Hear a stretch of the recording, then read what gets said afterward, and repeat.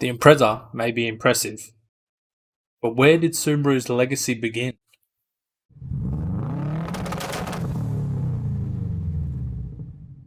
Before the Impreza WRX was flying around the rally scene, Subaru had another vehicle forging its own legacy. In all other countries but Australia, it's known by what it left behind, a legacy. But here in Australia, it's known as a Liberty, so it's not to be confused with the Legacy Australia organisation. Liberty/Legacy is represented by the letter B, just like the Impreza was represented by the letter G in the VIN. They are also broken up into generations, having left letters representing sedan and wagons, just like the Imprezas as well. The first gen being C and F, the second gen being D and G, third gen E and H, and the fourth gen being L and P, again for the sedan and wagon respectively. There are another 3 generations after the fourth gen, but we didn't have any experience with them, but I'll show you some pictures at the end. And if you thought there were a lot of numbers and models and series when it came to the Impreza, you guys haven't seen anything yet. Things start getting confusing when we break down each generation, as instead of just having different series,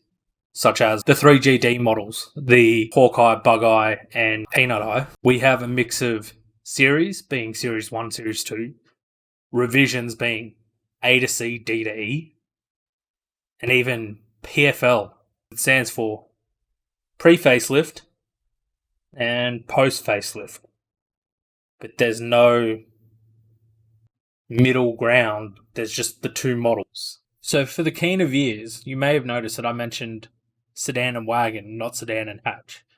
That's because in the Liberties, the boot was flat to the entry level, whereas in the Imprezas, the hatches, they actually dip down instead of being a flat boot. That's something important to note because most people mistakenly call the Imprezas wagons when in actual fact they are a hatch. Gen 1, BC and BF is where the journey begins, coming out in 1989 and lasting all the way until 1994. There were 2 series. Series 1 only came out in Australia as a naturally aspirated model, whilst in Japan they had the luxury of receiving the Legacy GT, which in Japan the GT model is what we refer to as the RS model in Australia. This car here was a conversion from a naturally aspirated Gen 1 to a Series 1 RS or GT wagon.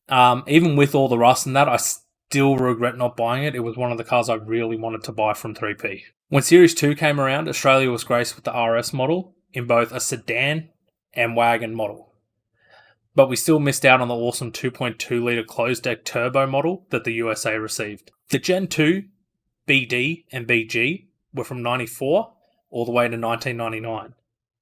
And this is where the evil black box of doom came into circulation with its excessive amount of boost solenoids to control the twin turbo model. But even with the rat's nest of vacuum hoses and boost solenoids, they still had a valley of death between the turbos where there was a huge dip in power while switching between the primary and the secondary turbo. But unluckily, or luckily, depending who you talk to, the twin turbo models didn't come out in Australia in the Gen 2. So these weren't very popular here. The only really interesting models here in Australia were the 2.2 litre and the 2.5 litre dual overhead cam model, not to be mistaken with the 2.5 litre single overhead cam, which was trash. This is also when the Outbacks became a thing, sharing the BG code. They were literally just a Liberty lifted up and body kitted. Now came the Gen 3, the BE and BH, but they were no longer referred to as a series number. These were referred to as revisions, which were grouped cosmetically from A to C and D to E, meaning the exterior of the car had telltale signs of which revision group it came from. These were made from 1998 to 2003. In the States, they continued up until 2004 though.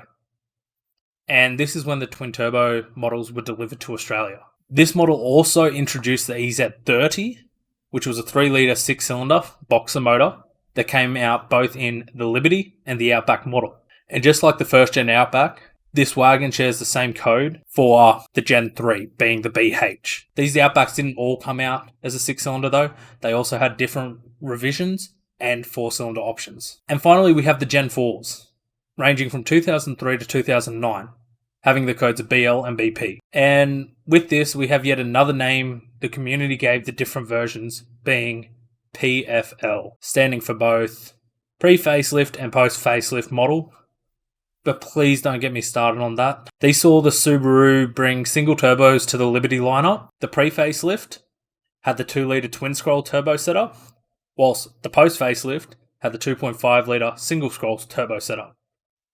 And like the Gen 3, they also had a 6-cylinder option for both the Liberty and the Outback. The BP model Outback had a much more aggressive body kit compared to the earlier models, whilst maintaining all the creature comforts of the Liberty, including the leather interior and sunroof. So, from the World Rally Team's entry vehicle into the World Rally Championship to a luxury family car, the Liberty model has something for everyone. Here's a few quick pictures of the last few generations of the Liberties and Outbacks.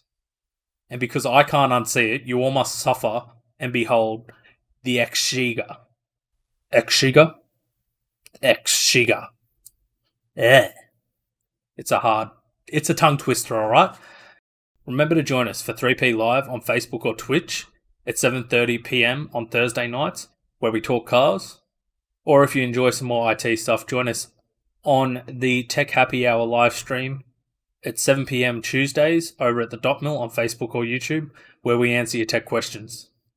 And if you did enjoy this kind of video, make sure you give us a thumbs up. Let me know how it went. And remember to comment, like, and subscribe.